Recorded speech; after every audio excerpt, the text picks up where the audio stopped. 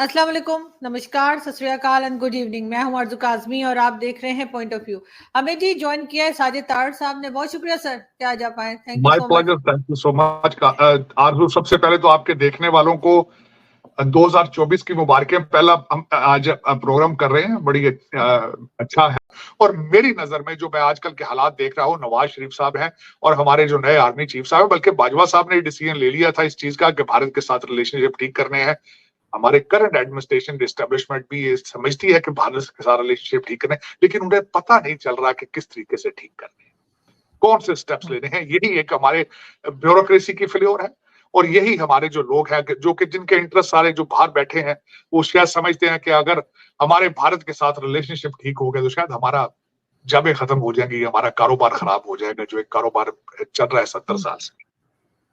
लेकिन ये किसी ना किसी को इस चीज को करना होगा, इसको करना होगा। बल्कि ये मेरा खुद अपना ये एक समझता हूं कि मेरा भी ये मिशन ही समझे कि मैं ये चाहता हूं कि इस खित्ते के अंदर पाकिस्तान जो है वो अमन की तरफ जाए और टेक्नोलॉजी की तरफ जाए और इकोनॉमी की तरफ जाए।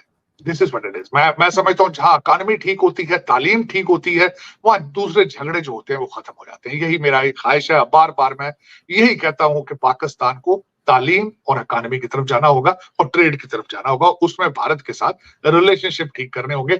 उसकी दो वजह, चाइना ने तरक्की की है सबसे ज्यादा पिछले 50 सालों में, और इस वजह से की है कि किसी मेजर कॉन्फ्लिक्ट में चाइना इन्वॉल्व नहीं हुआ। आपको भी ये चाहिए कि खुदारा ये अफगानियों के साथ भी रिलेशनशिप ठीक करें, ईरान के साथ भी ठीक करें, और भारत को जो कि आपका बहुत बड़ा और सक्सेसफुल नेबर है, आप उनके साथ अपने रिलेशनशिप ठीक करें और अपनी इकोनॉमी ठीक करें, उनसे मदद लें। बल्कि मैं समझूंगा मदद लें। बिल्कुल सर, ये भारत दुश्मनी निकालनी होगी ना सर, ये जो टेक्स्ट बुक्स में और दिमागों में भरी हुई है। देखें आरज़ू, उसमें ना सिर्फ कि आप उनकी इंडियन फिल्में देखें, आप उनकी तरक्की की फिल्में भी देखें प्लीज। ये भी उनकी तरक्की की खबरें भी पढ़ें, उनकी किताबें भी पढ़ें, उनसे लर्न करें। और ये एक आपके जहन में बना रखा है कि जिस तरह आप समझते हैं जितने फॉरेन इन्वेडर थे वो आपके हीरो थे। मैं गलत आरज़ू, मैं भी यही समझता था, क्योंकि मैंने भी वही किताबें पढ़ी हैं जो आपने और दूसरा पाकिस्तानी पढ़ रहे हैं। ये गलत किताबें हैं। बल्कि अपने लोकल हीरोज जो हीरो हैं उनके बारे में देखें, वो कौन है लोकल हीरो। और बिलखसूस ये जो हिंदू मजहब के साथ इतनी नफरतें हैं, ये बिल्कुल ही इसको रोकना चाहिए।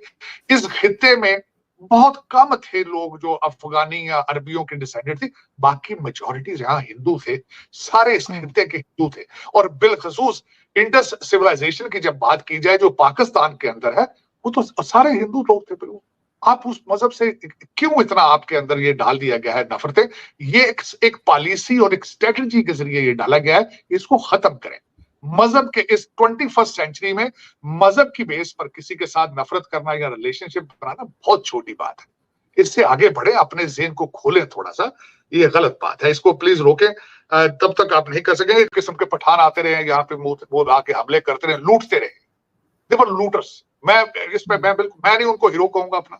मैं ये चाहे किसी को अच्छी बात लगे ना लगे, मैं उनको अपना हीरो नहीं समझू। उन्होंने जितनी दफा दिल्ली को लूटा, उन्होंने जितने जो उन्होंने जुल्म यहाँ पे किए, मैं उनको अप्रिशिएट नहीं करूं। मैं ये अब माजरत के साथ वो लूटर थे यहाँ पे, वो आए, उन्होंने कई मंदिरों को यहाँ मस्जिदों में कन्वर्ट किया। इसमें मैंने हिस्टोरिकल पढ़ रखा है, इस पे मैं डिबेट करने के लिए भी तैयार हूं। इसके ऊपर ज्यादा आपको सेंटी होने की जरूरत नहीं है। आज भी वो जो आपके हमारे एक वो मुसलमान लीडर है, उनका क्या नाम है, जो वैसी साहब, उन्होंने आज बच्चों के जज्बात के साथ फिर खेलने की कोशिश की कि 500 साल से यहाँ कुरान पढ़ा जा रहा था, नमाजें पढ़ी जा। भाई 500 साल पहले क्या हो रहा था वहां पे? पहले 500 साल पहले तो वहां मंदिर था। तो मेजॉरिटी जहां आप बैठे हैं वहां कौन है? हिंदू है। तो फिर उनके जज्बात नहीं खराब हुए थे? और मेरा दूसरा क्वेश्चन है, आप मेरे इससे पहले कि आप मेरी तरफ मेरे कपड़े फाड़े, आप, मैं ये कहना चाहता हूँ, टर्की के अंदर वो जो आपका मस्जिद हाकी है, वो चर्च नहीं था। आज आपने मस्जिद बना दी वहां। आज क्रिश्चियंस के फीलिंग नहीं है। मजे की बात है, आप 1.9 बिलियन है और दुनिया में हर जगह जलील हो रहे हैं। आज अगर क्रिश्चियन अपनी आई पे आ जाए तो फिर कहां जाएंगे आप? क्योंकि आपकी सबकी प्रॉपर्टी जो है सबकी क्रिश्चियन कंट्रीज में है। आपका सारा पैसा तो स्विट्जरलैंड और क्रिश्चियन मुल्कों में पड़ा है। अगर मैं आप अपना चेहरा देखें कि आप हैं क्या, तो आप रहना तो क्रिश्चियन कंट्रीज में चाहते हैं, अपने मुल्कों में तो रहना चाहते नहीं। प्रॉपर्टी अकाउंट नहीं रखते आप। मैं एक दफा एक बहुत बड़ी पर्सनैलिटी है, उसका मैं नाम नहीं लेना चाहता, उस बंदे का पाकिस्तानी किसी बैंक में अकाउंट नहीं था, सारे पैसे उसके जो थे वो लंदन अकाउंटों में पड़े हुए थे। आज भी आपकी मेजॉरिटी लंदन अकाउंटों में। तो भाई उनकी क्रिश्चियनिटी की तो आपने इस्तांबुल के अंदर मस्जिद, उनका चर्च तोड़ के मस्जिद बना दी है, तो वो अगर आप उनसे पूछे तो फिर तो ये जरा बात जब भी ये सेंटी होते हैं जरा सोच के किया करें, इसके देखें वो सर वो सियासत खेल रहे हैं, वो सेंटी नहीं हो रहे सर, वो सियासत कर रहे हैं ना वो तो। हाँ बिल्कुल, यही तो कलमिया है ना, सियासत हर चीज के मजहब को डाल देते हैं उसमें। अब मैं छोटी सी बात कहता हूँ, लोगों को बुरा लगता है, फलस्तीन और इसराइल का मसला जो है वो प्रॉपर्टी का मसला है, उसको मजहब में रखने की क्या जरूरत है भाई?